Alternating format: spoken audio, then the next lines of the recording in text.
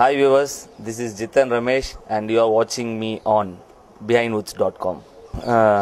இந்த பிள்ளையார் தெரு கடைசி வீடு இந்த படம் வந்து எனக்கு ஒரு 2.5 years ஆச்சு இந்த படம் ரிலீஸ் ஆகுது. எதுக்கு இந்த கேப்பு கேட்டிங்கன்னா, இதுக்கு முன்னாடி நான் படம் பண்ணதெல்லாம் எனக்கு கொஞ்சம் சைல்டிஷாக இருந்த மாதிரி இருந்தது. ஒரு ப்ளஸ் ஒரு படம் சரியான மீன்ஸ் ஒரு வந்த படம்லாம் ஒரு நிறைய படம் வந்து எனக்கு அக்செப்ட் ஆகிறதுனால ஒரு சந்தோஷத்தில் எல்லா படமும் நான் ஓகேன்னு சொல்லி இந்த படம் கதையை சரியாக கேட்காம நான் ஓகேன்னு பண்ணியிருந்தேன். ஸோ அதுக்கப்புறம் தான் உணர்ந்தேன் இந்த படம் எந்த படமும் சரியாக போகாதனால எனக்கு கொஞ்சம் நல்ல ஒரு டிசப்பாயிண்ட் ஆகிடுச்சு. அண்டு நெக்ஸ்ட்டு வந்து பண்ணால் ஒரு நல்ல டிஃப்ரெண்ட்டாக மக்கள்கிட்ட சேர்கிற மாதிரி படம் பண்ணணுன்னு நான் டிசைட் பண்ணேன். ஸோ இதுக்காக தான் ஒரு 1 year கேப். நிறைய கதை கேட்டிருப்பேன், நான் 50க்கு மேலேயே கேட்டிருப்பேன். ஸோ ஒரு நாள் ஃப்ரஸ்ட்ரேட் ஆகி கதையே கேட்குறதுக்கு ரொம்ப போராக இருந்தது. அப்போ தான் என் ஃப்ரெண்டு கணேஷ் வந்து ஒரு கதை கேட்டு சொன்னால், இந்த கதை நீ பண்ணால் ரொம்ப நல்லாயிருக்கும், ஸோ கண்டிப்பாக ஒரு தடவை கேளுன்னு சொன்னோம். ஸோ கதை அப்போ இரிட்டேட்டாக இருக்கும்போது கதை அப்போ தான் திருமலை கிஷோர் வந்தார் டேரக்டர். அவர் வந்து கதை சொல்லும் போது நான் வேண்ட வெறுப்பாக தான் கேட்டேன். ஸோ கேட்க ரொம்ப இன்ட்ரெஸ்டாக இருந்தது. அண்டு அப்போது டிசைட் பண்ண இந்த படம் வந்து கண்டிப்பாக நான் தான் பண்ணணும். அண்டு இதுக்கு முன்னாடி இந்த அப்பா வந்து ஒரு கதை செலக்ட் பண்ணி வச்சுருந்தாரு. ஸோ நான் அப்பா கிட்டே போய் சொல்லி, அப்பா இந்த கதைக்கு முன்னாடி நான் இந்த கதை பண்ணால் ரொம்ப நல்லாயிருக்கும்ப்பா, ஸோ நீங்களும் ஒரு தடவை கேளுங்க, ஸோ உங்களுக்கு எது கரெக்டாக தோணுதோ அது சொல்லுங்கள், ஏன்னா எனக்கு தெரிஞ்சு இந்த கதை வந்து எங்கேயும் தப்பாகாதுன்னு சொல்லி தான் இந்த படத்தை ஸ்டார்ட் பண்ணி இப்போ நல்லபடியாக ஃபுல்லாக ஒரு நல்ல ஃபர்ஸ்ட் காப்பி ரெடியாகி ஜெமினி சார் அவங்க ரிலீஸ் பண்ணுறாங்க. படம் வந்து வர 24th ரிலீஸ். ஸோ ரொம்ப நர்வஸாகவும் இருக்குது, சந்தோஷமாகவும் இருக்குது. ஏன்னா ஒரு கான்ஃபிடென்ட் இருக்குது படத்தில் ரொம்ப நல்லா பண்ணியிருக்கேன்னு நிறைய பேர் சொல்லியிருக்காங்க. அண்ட் ப்ளஸ் நல்லாவும் கதை எல்லோரும் நல்லா பண்ணியிருக்காங்க. ஸோ உங்கள் விஷஸ் ஆல்வேஸ் எனக்கு தேவை. ஸோ ப்ளீஸ் நீங்கள் தான், உங்கள் சப்போர்ட் எனக்கு எப்போயுமே தேவைப்படும்.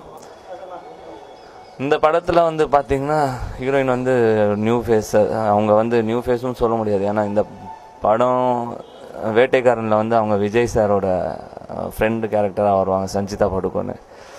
ஸோ இவங்க character one of the main ரோலாகவே இந்த படத்தில் நீங்கள் பார்க்கலாம். ஏன்னா நிறைய ஹீரோயின்ஸ் இது பண்ணும்போது சரியாக ரெஸ்பாண்ட் பண்ணாதனால நாங்கள் ஒரு நியூ ஹீரோயின் இது பண்ணி எப்படி இந்த படம் பாருங்கள், ஒரு ஹீரோயின் ஓரியன்டுக்கும் உங்களுக்கு எப்படி ஒரு சப்போர்ட் கிடைக்கும்னு பாருங்கள். இந்த படம் கண்டிப்பாக அந்த நேமு இவங்க சஞ்சிதா படுகோனுக்கு இந்த படம் மூலயமா ஒரு பெருசாக அவங்களுக்கும் ஒரு ஃப்யூச்சர் இருக்குதுன்னு நான் நம்புகிறேன். ஏன்னா அந்த அளவுக்கு பர்ஃபார்ம் பண்ணியிருக்காங்க. மியூசிக் டைரக்டர் பார்த்திங்கன்னா சக்ரி. நான் ரீசெண்டாக ஒரு 4-5 படம் லாஸ்ட்டாக அவர் சாங்ஸ் கேட்கும்போது எனக்கு ரொம்ப பிடிச்சிருந்தது அந்த படம்.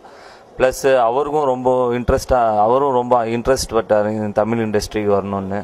ஸோ எப்படி நம்ம ஷாஜான் மூலியமாக மணி சர்மா சாரை இன்ட்ரடியூஸ் பண்ணமோ அதே மூலியமாக சக்ரி சாரையும் நம்ம இன்ட்ரடியூஸ் பண்ணால் நல்லாயிருக்கும். அண்டு கண்டிப்பாக ஏன்னா அவர் அவ்வளோ வெறியாக இருந்தார். நாங்கள் எவ்வளோ டியூன்ஸ் கேட்டாலும் அவர் வந்து ஸ்லோவாக பொறுமையாக எதுக்கும் சிலிக்காமல் அவர் வந்து சலிக்காமல் எல்லாத்தையும் ஒரு டியூன் போட்டு கொடுத்தாரு. அண்டு அட் லாஸ்ட் இந்த படம் வந்து ஒரு 2 ஃபோக் சாங் ரொம்ப பார்த்திங்கனாலும் ரொம்ப டிஃப்ரெண்ட்டாகவே இருக்கும். கண்டிப்பாக நீங்கள் இந்த சாங்கை கேளுங்க, உங்களுக்கே தெரியும் எவ்வளோ டிஃப்ரென்ஸ் இருக்குதுன்னு. ஸோ சக்ரி சார் கண்டிப்பாக அவரும் ஒரு மணி சர்மா சார் மாதிரி ஒரு ரவுண்டு வருவார் இந்த படத்து மூலிமா. அந்த ஒரு சாங் இருக்குது இந்த படத்தில் வந்து, அது ஒரு டைரி மில்க் ஆடு. அந்த டைரி மில்க் ஆடு பார்த்திங்கன்னா அவங்க எதுவும் நல்ல காரியம் பண்ணுறதுக்கு முன்னாடி ஸ்வீட் சாப்பிட்டா நல்லாயிருக்கும்னு சொல்லுவாங்க. ஸோ அதே மாதிரி நாங்கள்லாம் இதில் வந்து ஒரு நல்ல காரியம் பண்ணுறதுக்கு முன்னாடி ஒரு கட்டிங் சாப்பிட்டா நல்லாயிருக்கும்னு என் ஃப்ரெண்டுக்கிட்ட போய் சொல்லுவேன். அப்படி என்ன நல்ல வேலை பண்ண போகிறேன், என் ஃபிகர்கிட்ட என் லவ்வை சொல்ல போகிறேன்னு சொல்லி அப்படி தான் ஒரு சாங் ஸ்டார்ட் ஆகும். ஏதாவது ஒரு புதுசாக பண்ணணுன்னு சொல்லி இந்த படத்தில் இந்த சாங் மூலயமா கண்டிப்பாக இந்த சாங் மக்களுக்கு ஓசியில் சார் கிடச்சின்னு சொல்லி நல்லா ரீச் ஆகும்னு நான் நம்புகிறேன். ஹாய், என் பேர் கிஷோர். நான் பிள்ளையார் தெரு கடைசி வீடு படத்தோட டைரக்டர். இது என்னோடய ஃபர்ஸ்ட் படம். சூப்பர் குட்டில் சான்ஸ் கிடைக்கிறது வந்து எவ்வளோ பெரிய விஷயன்றது எல்லாருக்கும் தெரியும். எனக்கு ஃபஸ்ட் டைம் நான் இந்த கதை ரமேஷுக்கு ஃப்ரெண்ட்லியாக தான் சொன்ன உடனே ரொம்ப பிடிச்சி போச்சு. ரமேஷ் சொன்னால் 2 yearsஸாக வந்து நான் ஒரு நல்ல ஸ்கிரிப்டுக்காக வெயிட் பண்ணிகிட்ருக்கேன். டெஃபினெட்லி எனக்கு ஒரு பிரேக் த்ரூ வேணும், இந்த கதை எனக்கு இப்போ பண்ணால் கரெக்டாக இருக்குன்னு சொல்லி ரொம்ப இன்ட்ரெஸ்ட்டாக இருந்தாப்புல. ஸோ அதுக்கப்புறம் சௌத்ரி சாருக்கு சொல்லி அது இமீடியட்டாக அவரும் கேட்டு ரொம்ப இம்ப்ரெஸ் ஆகி சின்ன சின்ன விஷயங்கள் அவருக்கு ரொம்ப பிடிச்சிருந்தது கதையில். ஹீரோவோட கேரக்டரேஷன் ரொம்ப பிடிச்சிருந்தது. ஒரு 2 hours வரைக்கும் ஜாலியாக இருக்கிற ஒரு கேரக்டர் ஒரு 10 minutes பெர்ஃபார்ம் பண்ணுறதுக்கு நிறைய, கடைசி 10 minutes பெர்ஃபார்ம் பண்ணுறதுக்கு நிறைய ஸ்கோப் இருக்குது. ஸோ எல்லாமே கதை கேட்டவுடனே அவர் ரொம்ப கான்ஃபிடென்ட்டாக ஓகே நீ என்ன சொன்னியோ அதை எடுத்தால் போதும் பண்ணார். படம் பார்த்த உடனே ரொம்ப அப்ரிஷியேட் பண்ணார். இது வரைக்கும் சூப்பர் குட் எடுத்த எல்லா படத்துலேயும் லாங்கஸ்ட் பெரிய ஷெட்யூல் எங்கள் படம் தான். ஆக்சுவலி சார் வந்து 10 நாள் இல்லை 15 days ஷூட்டிங் போயிட்டு வாங்க, ஒரு ஷெட்யூல் நான் பார்த்துட்டு அதுக்கப்புறம் அடுத்த ஷெட்யூல் போகலான்னு சொன்னார். நான் பொள்ளாச்சியில் ஷூட் பண்ணிட்டு இருக்கும்போது அந்த 10 நாளோட ரஷ்ஷை பார்த்துட்டு இல்லை ஷெட்யூல் மொத்தம் முடிச்சுட்டு வந்துட்டு சொல்லு கிஷோர் அங்கேன்னு சொல்லி ஃபோன் பண்ணி எனக்கு ரொம்ப பிடிச்சிருந்ததுப்பா, நல்லா பண்ணியிருக்கேன், ஸோ ஃபுல் படத்தை முடிச்சுட்டு வந்துடுன்னு சொன்னார். ஸோ அதுவே எனக்கு ரொம்ப எனர்ஜியாக இருந்தது. படம் ஒரு 1 month பிஃபோர் வந்து நிறைய பேர் ஹீரோஸ் கார்த்தி, சிம்பு, விஷால், பரத், சாந்தனு நிறைய பேர் பார்த்தாங்க. படம் பார்த்த எல்லாருமே ரொம்ப பாசிட்டிவாக சொன்னாங்க.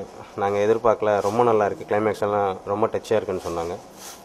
அதே மாதிரி படம் பார்த்த டைரக்டர்ஸில் வந்து எஸ்பி ஜனநாதன் சார் படம் முடிஞ்ச உடனே வந்து ரொம்ப அப்ரிஷியேட் பண்ணி மீடியாவுக்கு சொன்னார், நான் படம் கூட இந்த அளவுக்கு பர்ஃபெக்டாக பண்ண நான் நினைக்கல, ஆனால் கிஷோர் ரொம்ப நல்லா பண்ணியிருக்காரு, கண்டிப்பாக இந்த படம் டெஃபினெட்லி பிக் ஹிட்னு சொல்லி சொன்னார். ஸோ இதெல்லாமே நல்ல எனர்ஜியாக இருக்குது. பாட்டு வந்து மியூசிக் டைரக்டர் செக்ரின்னு சொல்லி தெலுங்குல ஒரு ஃபேமஸ் மியூசிக் டைரக்டர், அவர் தான் எல்லாம் பாட்டு பண்ணியிருக்காரு. மெயினாக இந்த படத்தில் ஓசிலன்னு ஒரு சாங் இருக்குது, அது ரொம்ப நல்லாயிருக்கும். நீங்களே கேட்டிங்கன்னா அது கண்டிப்பாக இப்போ இருக்கிற ஜென்ரேஷனுக்காக பண்ண சாங் அது. தினேஷ் மாஸ்டர் தான் கொரியோகிராஃபி. அப்புறம் ஹீரோயின்ஸ் வந்து புதுசு. காமெடி வந்து சூரியன் சொல்லி பரோட்டா காமெடி, இதெல்லாம் அழகர் சாமி குதிரெல்லாம் பண்ணவர் தான் காமெடியன். அப்புறம் ஜெயபிரகாஷ், துளசி, சங்கராபரணம் படத்தில் நடித்தவங்க, பிரகாஷ் ராஜ், போஸ் வெங்கட், இளவரசி சார், இவங்கெல்லாம் ரிமைனிங் கேரக்டர்ஸ் பண்ணியிருக்காங்க.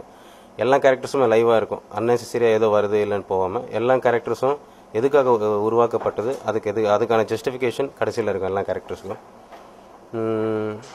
அப்புறம் சொல்லணும்னா ஷூட்டிங்கில் இப்போ ரமேஷ் ஹீரோ அது மாதிரி எதுவுமே இல்லை, ஹாப்பியாக வாடா படம் தான் பேசிப்போம். எனக்கு இது நல்லா இல்லை அவன் ஏதோ சீன் சொன்னான் இது இன்னும் நல்லா இருந்தால் நல்லா இருக்கும் கிஷோர், நான் 2 பேருக்கு இது ஒரு லைஃபு. ஸோ அதெல்லாம் ஃப்ரீயாக ரொம்ப கம்ஃபர்டபுளாக தான் வேலை செஞ்சோம். நல்ல கெமிஸ்ட்ரி வந்து 2 பேருக்கும் ப்ளஸ் ஆச்சு. ஹீரோயின்னு நியூ ஃபேஸு,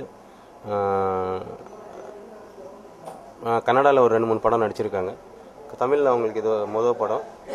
இது ஹீரோயினுக்கும் ஒரு இம்பார்ட்டண்ட்டான கேரக்டரேஷன் இருக்கிற படம் இது. ஸோ ரொம்ப நல்லா ஒர்க் பண்ணியிருக்காங்க, அவங்களுக்கு நல்ல ஃப்யூச்சர் இருக்குன்னு எதிர்பார்க்குறேன். ஆக்சுவலாக நான் தெலுங்கில் தான் ஒர்க் பண்ணது, தெலுங்கு படம் தான் நான் ஒர்க் பண்ணேன். அதனால் மியூசிக் டைரக்டர் அங்கே எனக்கு ரொம்ப ஃப்ரெண்டு. உங்களுக்கு தெரியும் அந்த படம்லாம் வந்தது, இடியட்டு, தேசமுதிரம், அந்த மாதிரி புரி ஜெகநாத் ஒரு படம்லாம் அவர் தான் மியூசிக் பண்ணார். எனக்கு ரொம்ப கம்ஃபர்டபுளாக இருக்கும் தான் நான் அவரை செலக்ட் பண்ணேன். அதுவும் இல்லாமல் மணி சர்மா, தேவஸ்ரீ பிரசாத் எல்லாமே கேட்டுட்ருக்காங்க. செக்ரியோட மியூசிக் கண்டிப்பாக ஃப்ரெஷ்ஷாக இருக்குன்னு சொல்லி தான் நாங்கள் இது பண்ணோம். பொள்ளாச்சி, கேரளான்னா மூணாறு அங்கே போனோம். அப்புறம் கர்நாடகாவில் சக்லேஷ்பூர்னு சொல்லிட்டு மைசூர் பக்கத்தில், அப்புறம் ராஜமன்றி அந்த ஏரியா ஆந்திரா, அப்புறம் இங்கே நம்ம சென்னை, அவ்வளோதான். 4 states மொத்தத்தில். சவுத் இந்தியாவில் 4 ஸ்டேட்டும் ஷூட் பண்ணோம். தேங்க்யூ.